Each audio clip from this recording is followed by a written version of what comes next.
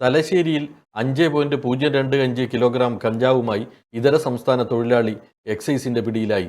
Thalassery excise inspector Subin രാജിന്റെ നേതൃത്വത്തിലാണ് arrest.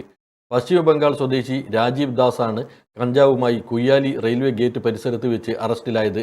Excise commissioner squad അംഗങ്ങളായ P Jaleesh, K Bineesh എന്നിവർക്ക് ലഭിച്ച വിവരത്തിന്റെ അടിസ്ഥാനത്തിലായിരുന്നു പരിശോധന.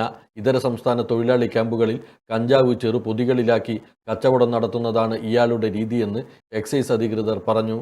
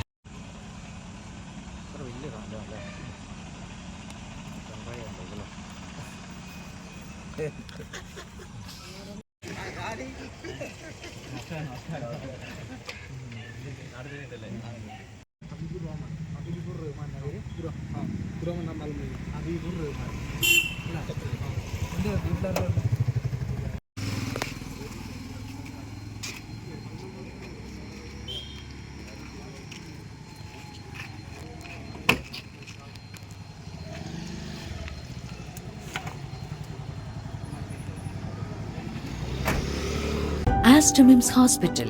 We'll treat you well. Chala East, Kannur.